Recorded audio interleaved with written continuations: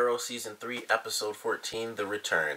I really love this episode. I think, oddly enough, despite some of the really amazing things that happen on the island, and of course getting to see Slade, and not only seeing Slade, but him actually escaping and being, a bit of a villain in this episode, I think what I really loved about this one the most was actually the flashback, because it was, it was sort of surreal, oddly. I don't know why it felt surreal, but it was kind of surreal seeing this flashback where we get to see, most of the characters. Unfortunately, we didn't get to actually see Oliver's mother in any case, and that's probably because the actress, she just wasn't available to do the episode. And we also didn't get to see Roy, and that I kind of think was just story-wise. I mean, they could have kind of shown him in there in the glades, like for a split second, but I feel like that kind of would have been pushing it to find some real big way to include him.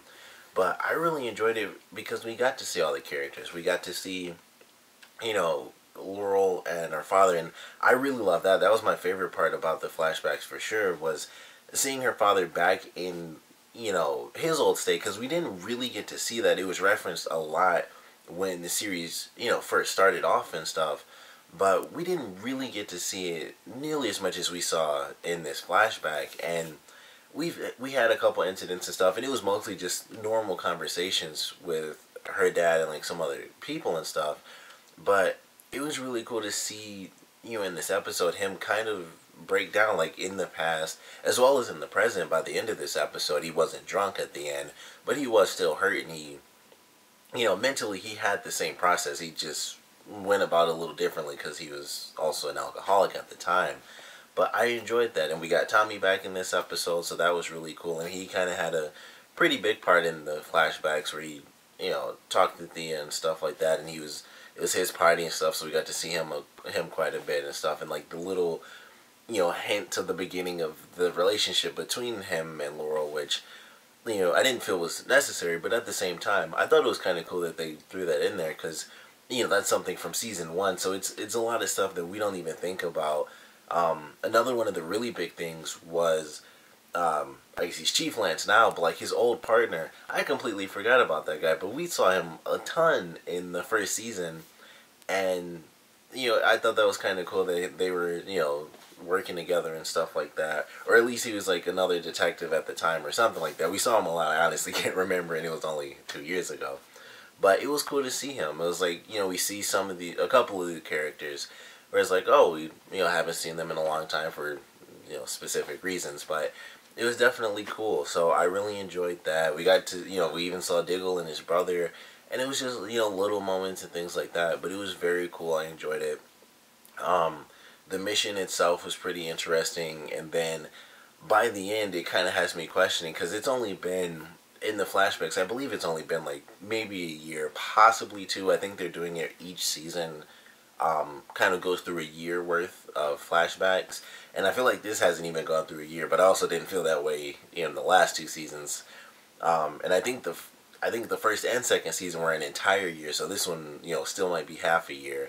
And they're kind of saying like, we'll let you go wherever you want, but I feel like it's going to lead to something else, and he'll be in like location number 3 during the flashbacks or something like that. But I'm excited where they're going for the flashbacks and what it will lead to, because it hasn't been, I think it was 7 years, so it certainly hasn't been the whole 7 years just yet.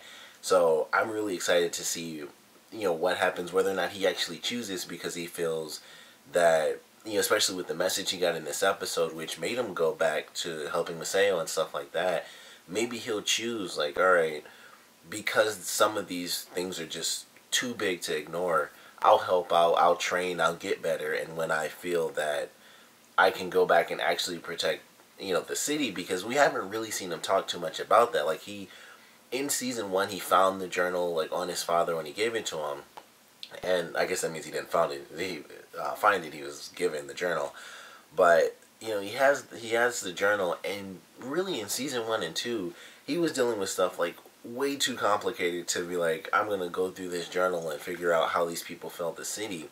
So really we haven't gotten him, as far as the flashbacks, we haven't gotten him at the point where he's like, this is what I want to do. We haven't really seen him decide, I want to come back to the city and I want to become a vigilante. I want to use my skills to take out some of the people that have, failed the city.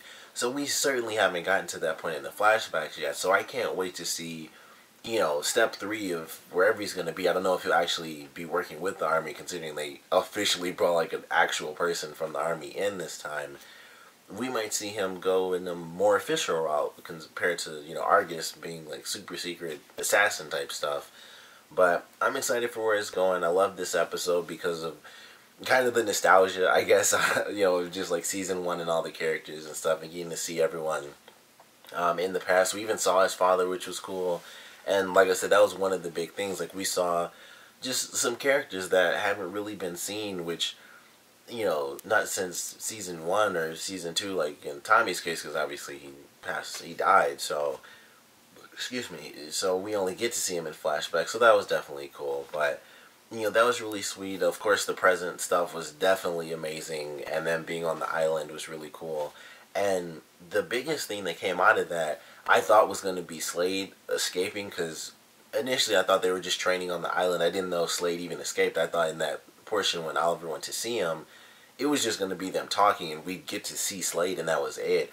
I didn't think he'd actually be, out, and Merlyn, like an insane psychopath moron, let the guy, or help the guy escape at least, to sort of help Oliver regain his killer instinct, which we definitely saw in the flashback where he did. And that was something that also took me back to season 1.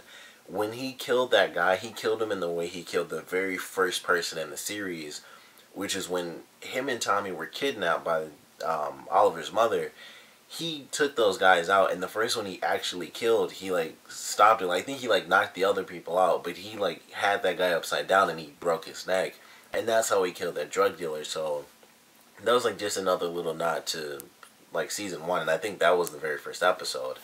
But as cool as it was getting Slade in this episode and him being a real big threat to obviously Oliver and Thea, and them having to decide, especially Thea, her finding out that she was the one that killed Sarah, I thought was a great moment for the episode. And Oliver, he tried to keep avoiding it, but he couldn't because she kept bringing it up. And when she found out, she really freaked out. It's like, I don't know what to do. And it was amazing. And her hating Merlyn by the end was really cool. Like, it was her, she already took like a big step realizing that Merlyn's a crappy person. But, this was like the final step. Like, she already had issues with him, like, I know he's not a good guy and this and that, but that was pretty much it. And him, especially him trying to save himself, like, I did it for you, which there's no reason. If he didn't kill her, if he didn't have her kill Sarah, then the League wouldn't be coming after them at all. Like, the League would come after him, but they wouldn't be trying to kill Thea. Like, so really all he did was just bring her into the danger, and admittedly that was it. And there was no reason for that, because it's not like Sarah was gonna do anything like, hey, here's Malcolm Merlyn.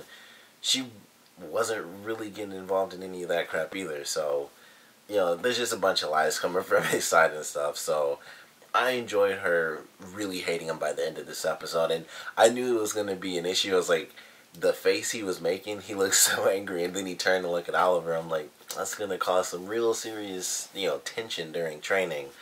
But I enjoyed it. It was cool to see her really decide, like, I will never again be your daughter. I'll be your soldier, your warrior, whatever, but we're not family anymore. So I thought that was really cool. Seeing Slade was awesome. The flashback was definitely amazing. I'm really excited for next week's episode because they're actually capturing Merlyn, so who knows how the heck that's gonna play out. I can't wait to see it. But I love this episode. Of course, I want to know what you guys thought, so please comment below, let me know your favorite parts, your least favorite parts. And I want to know what you guys think about getting to see Slade again. Like, he wasn't killed off, obviously. We had a cool action scene. He isn't, like, super powered anymore, but he's still pretty awesome. He was taking on 2 people at once. He kind of had Oliver at one point before Thea hit him, like, with the giant, or with, like, the little log or whatever. But I really enjoyed it. It was cool seeing him. I thought it was going to be, like I said, I thought he was just going to talk to him, like, I'm on the island, I'm going to talk to you for whatever mental reasons I need to. And then he was like a mini villain, and it was way cooler than I was expecting. So I loved it, but of course I want to know what you guys thought. So please comment below, let me know, and thanks for watching.